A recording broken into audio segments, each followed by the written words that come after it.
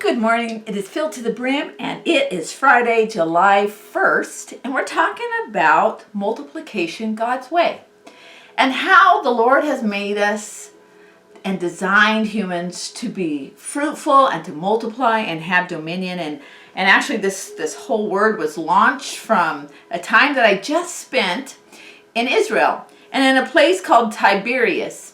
And I was at the actual place where it was said that Jesus multiplied the fish and the loaves.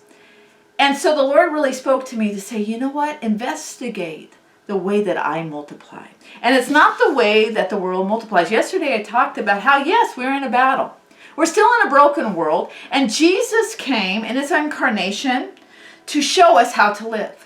To show us the kind of authority we can walk in as human beings full of the Holy Spirit. He is our example. He came to be our example. Yes, he came to be the perfect sacrifice, which he was for our lives, but he also came to show us how to live.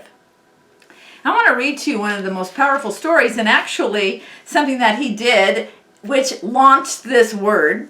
And it has to do with the fish and the loaves. The story of the fish and the loaves. John 6, 1 through 13. It's found in other places, but there's a reason why I chose the book of John. John 6, 1. Sometimes after this, Jesus crossed to the far shore of the Sea of Galilee. That is the Sea of Tiberias. You know, I was there. I was just in Tiberias. We stayed there in a hotel in Tiberias. How cool is that, right? And a great crowd of people followed him because they saw the signs he had performed by healing the sick. Then Jesus went up on a mountainside and sat down with his disciples. The Jewish Passover festival was near. When Jesus looked up and saw a great crowd coming toward him, he said to Philip, "Where shall we buy bread for these people to eat?" He asked this only to test him, for he already had in mind what he was going to do. Philip answered him, "It would take more than half a year's wages to buy enough bread for each one to have a bite." He didn't have a lot of faith there, right? He was looking at the physical realm. Another of his disciples, Andrew, Simon Peter's brother, spoke up. "Here's a boy with 5 small barley loaves and 2 small fish, but how far will they go among so many?" Jesus said, "Have the people sit down." There was plenty of grass in that place, and they sat down. About 5,000 men were there. Jesus then took the loaves, gave thanks, and distributed to those who were seated as much as they wanted. He did the same with the fish. When they had all had enough to eat, he said to his disciples, "Gather the pieces that are left over. Let nothing be wasted." So they gathered them and filled 12 baskets with the pieces of the 5 barley loaves left over by those who had eaten. 2 plus 5 equals 5,000. This is the way God multiplies. 2 plus 5 equals 5,000. You know, it's interesting in this story is that you see the human response to the challenge.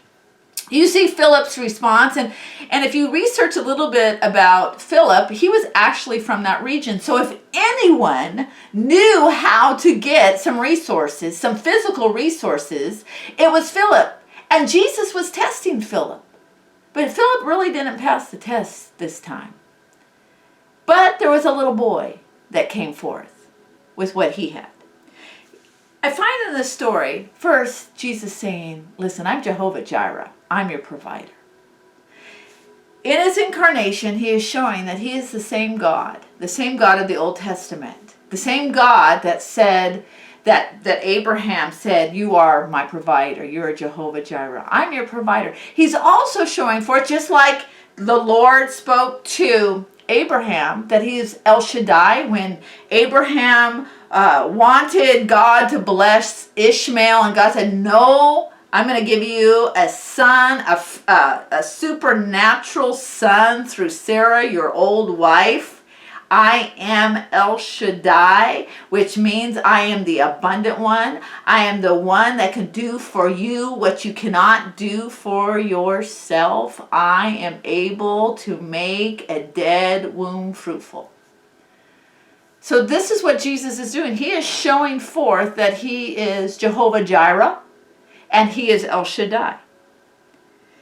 But this is what's also interesting. What does Jesus do with the bread? According to verse 11, it says that he lifts up the bread and blesses it. Then it will multiply. He lifts up the bread and he multiplies it. The human element in this story is significant. So you have Jesus who's showing forth that he is Jehovah Jireh. He is El Shaddai. But then you have the human element. And there is what I would call a linchpin person. Linchpin. What's a linchpin? A linchpin is a person or thing vital to an organization. It's a person who keeps the wheels from falling off. They keep the whole thing moving, working forward.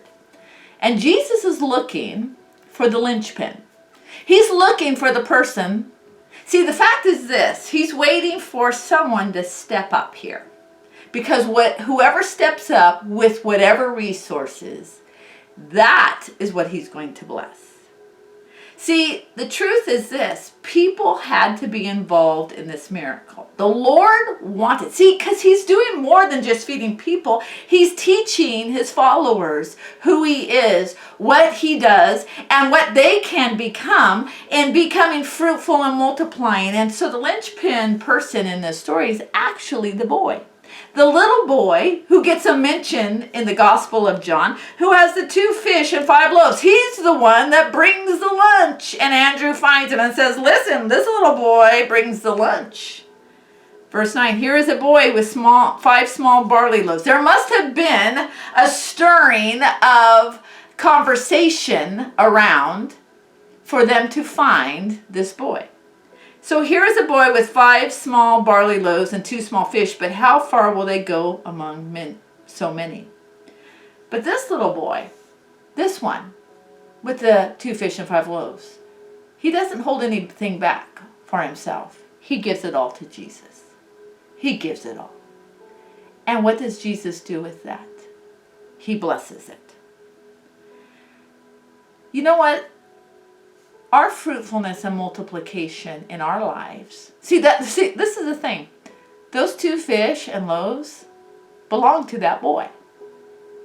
And those 2 fish and 5 loaves multiplication was the multiplication of that boy. That boy's fish. That boy's loaves. What are you willing to give to the Lord so that he can bless it? I'm not saying rent it, have Jesus borrow it, then take it back. Hold something back. What are you willing to give to the Lord so that Jesus can bless it and multiply it? That's a question for us in our journey to be fruitful and multiply. I want you to see in this story Jesus waiting for someone to step up. In your fruitfulness and multiplication, the way God has designed you, he has designed you to be fruitful and he has designed you to multiply. But in that, he is waiting for you to step up. He's waiting for you to release the 2 fish and 5 loaves so that he can multiply them, so that you entrust it. See, this is something that people get hung up in. They want to be fruitful. They want to be multiplied. They want to have dominion, but they don't want to give everything that they have to the Lord in fear they will have lack, in fear that somehow he's not going to show up. See, your fruitfulness and multiplication and dominion has to do with you giving your all. I read in Romans how we have new life now. I read in Romans in a day ago or so that we are to no longer be alive to sin, but dead to sin, no longer have it reign over us, so that we are fully and completely alive to Christ. The Lord is asking you today to give your all. See, his design is for you to be fruitful, but we do hold back. You are the linchpin for your life. You are the linchpin for your life. You are the one that has resources in your hands, no matter how small they may be. The 2 fish and 5 loaves are in your hands. But when you place those things in Jesus' hands, he blesses it and multiplies it. This is the secret to fruitfulness and multiplication. is when we stand outside of that, unwilling for that, unsubmissive to that, lacking surrender to that, then we don't see the fruitfulness and the multiplication. And the Lord's saying, listen, I'm waiting on you. Give it to me, and then I'll bless it. And you will not only see the need met, but you'll see the 12 basketfuls. Why? Because I'm not only Jehovah Jireh, the God that provides. I am El Shaddai, the abundant one, the supernatural one, the one that is more than enough. God bless you. Pray about this word.